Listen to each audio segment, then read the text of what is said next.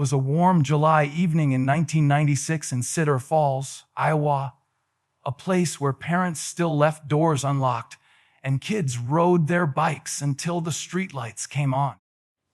8-year-old Emily Carter had just finished dinner and begged her mom to let her ride around the neighborhood before bedtime. She wore her favorite denim overalls and took her pink bicycle, decorated with little silver stickers she added herself just a week before. Neighbors remembered hearing her laughter echoing down the block as she passed by. Everything seemed perfectly normal until suddenly it wasn't. Only about 30 minutes later, Emily's father noticed the street had gotten unusually quiet. When he stepped outside to call her home, there was no answer. He walked 2 blocks, then 4, and then started asking neighbors if they had seen her. One elderly woman said she saw Emily pedaling toward the corner store, but when the father rushed there, Emily and her bike were nowhere in sight. Panic hit instantly. The town was small, friendly, and had never experienced a child abduction before. And yet here they were, facing every parent's nightmare. Police were called immediately, and within hours, the sheriff's department organized a massive search. Officers combed through backyards, wooded areas, and abandoned farm sheds around the edges of town. By midnight, helicopters were in the air, shining bright lights across fields and rooftops. Search dogs followed her scent only half a mile before it suddenly vanished near a rural intersection. That's when a neighbor quietly admitted something she'd been hesitating to mention. A man in a dark pickup truck had been parked near that very corner earlier that evening, watching children ride by. But nobody could remember the license plate, and nobody could agree on his face. The search continued, but answers never came. Months passed, and the Carters tried to rebuild some sense of normal life. But then something started happening that pulled them right back into fear. The first call came late at night in February, around 8:15 p.m.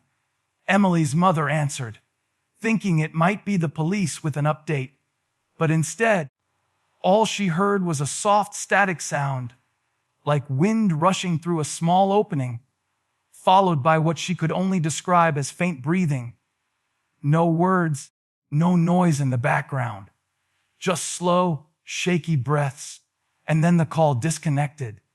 The police reviewed the call log, but the source number came up as unknown, which was rare back then. A few weeks later, another call came at the exact same time, 8:15 p.m. This time, Emily's father answered, and the voice on the other end sounded like a little girl whispering. It was so faint that he had to hold his breath just to hear it. He later told investigators he thought he heard the word "Dad," but he wasn't sure if it was real or just his mind desperately wanting it to be her. Still, the timing wasn't something anyone could ignore. Why always this exact minute? Why always just breathing? Why never a full word? Those questions slowly started to eat away at them, night after night. By the 3rd year, authorities got the FBI involved. They tapped the phone line, monitored caller locations, and even installed a recording device on the Carters' landline. And that's when things got even stranger. The FBI report mentioned something chilling. Every time a call came in, all nearby phone signals would drop for a second, almost like something interfered with the network right before the call connected. But even with federal investigators tracking every detail, there were no fingerprints in the system, no traceable signal, nothing linking the call to any actual device. It was as if whoever was calling didn't exist in the real world, at least not in the one everyone else lived in. 10 years later, in the summer of 2006, Cedar Falls was quieter, older, almost emotionally exhausted from years of unanswered questions. Most residents tried to move on, but the Carter family never truly did. One night around midnight, a small town grocery owner named Martin Halden was closing up his store. He wasn't the type who believed in ghost stories or mysteries. He worked long hours, minded his own business, and usually locked up without even noticing the shadows around him. But on that particular Wednesday night, he heard the bell above his door ring after he had already turned off the open sign. At first, he assumed someone got in before closing, so he politely asked if they needed anything. But nobody responded. He walked toward the back aisle, feeling a cold draft move through the store, even though all doors were shut. Just when he thought it was simply his imagination, a young girl, maybe 17 or 18, stepped slowly out from behind the refrigerated section. Her skin looked pale, like someone who hadn't seen sunlight in years, and her clothes didn't seem to belong to 2006 at all. Her faded denim dress looked 20 years old, worn out and oversized, as if it once belonged to someone else. She didn't make eye contact at first, just kept looking left and right, almost like she was afraid someone followed her inside. When she finally spoke, her voice was quiet, shaky, and strangely familiar, even though Halden couldn't place why.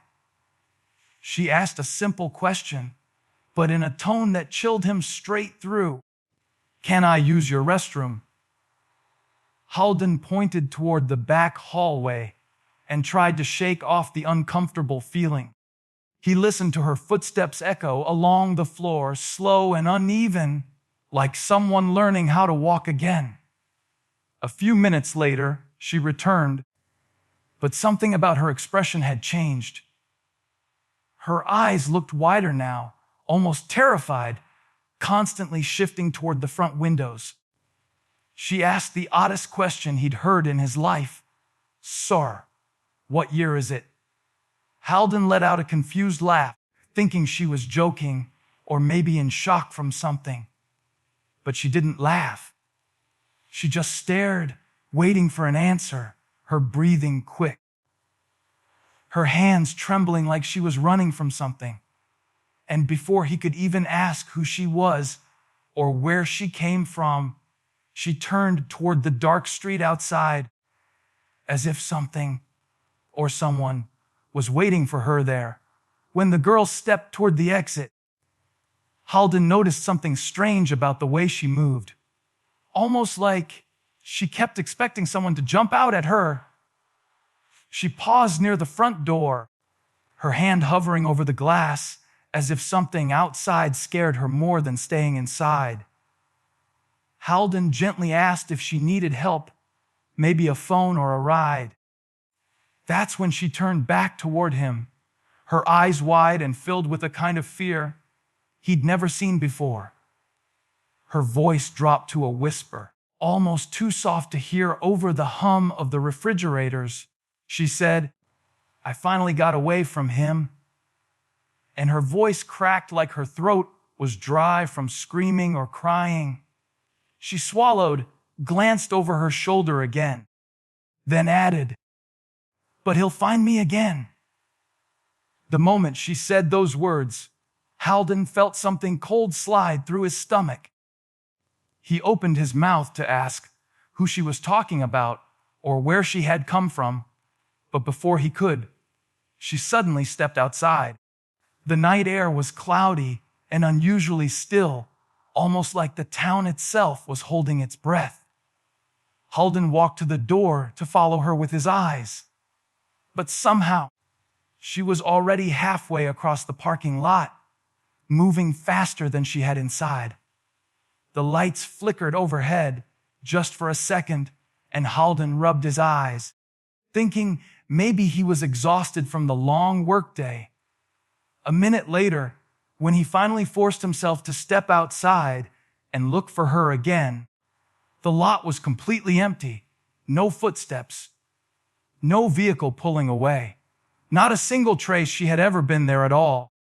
Only the faint echo of her words kept repeating in his mind, "He'll find me again." Halden immediately locked the doors and went straight to the security office in the back, convinced he had recorded everything on the store's surveillance cameras. At that moment, he didn't know what was more disturbing, the girl's warning or what he was about to discover when he rewound the footage. Halden spent nearly an hour reviewing every second of surveillance from the moment the doorbell chimed, but the footage made no sense. He could clearly hear the bell ringing in real time, and he remembered turning toward the entrance when the girl walked in. However, the video showed absolutely nothing entering the store. The door never opened, the motion sensors never triggered, and the aisle cameras remained still, like nobody had ever moved through them. The strangest part, the restroom camera captured the hallway lights flickering, as if someone passed underneath them, but with no physical body visible. It was as if she existed only in sound, not in sight, like a presence caught somewhere between being there and not being real at all. It wasn't until the police arrived that an officer noticed something else the cameras had captured. Every time the girl had spoken inside the store, the audio meter spiked, even though the visuals showed an empty room. Her voice registered on the microphone, quiet, shaky, but undeniably human.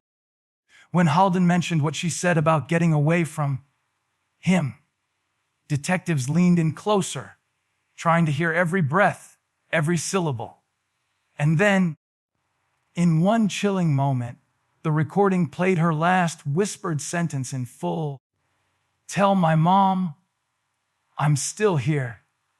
Those words didn't just sound scared, they sounded exhausted, like someone who'd been trying for years to say them.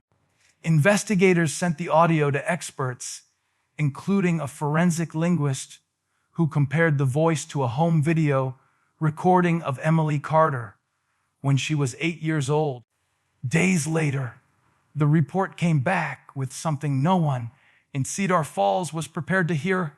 The voice was a 98% match. Not similar, not close, almost identical. The expert wrote something that shook even the detectives reading the file. If this voice isn't Emily Carter, then someone out there has an impossibly perfect imitation. Even the FBI admitted privately they had no logical explanation for how a missing child's voice suddenly appeared 10 years later, speaking directly inside a store where cameras showed absolutely no one at all. To this day, no one in Cedar Falls truly knows what happened to Emily Carter. Her body was never found, her abductor never identified, and those midnight calls, they still come every single year, always at 8:15 p.m., always hanging on a whisper right before the line cuts out. The grocery store eventually changed owners, but one thing never changed. The voicemail system keeps picking up faint recordings around closing time. And every so often, someone claims they hear a girl's voice in those recordings, asking for help, asking for her mom, asking to come home. Some investigators believe Emily somehow escaped and died shortly after, trying to reach the nearest place she remembered seeing as a child. Others believe she's still trapped somewhere, calling from a place that isn't exactly life, but isn't death either. But the chilling part, the part no one can explain, is the fact that every new voice analysis still matches Emily's childhood recordings almost perfectly, as if time never aged her voice at all. If you liked this video, don't forget to hit that like button, share it with your friends, and drop your thoughts in the comments below. Most importantly, subscribe and hit the bell icon so the next secret finds you first.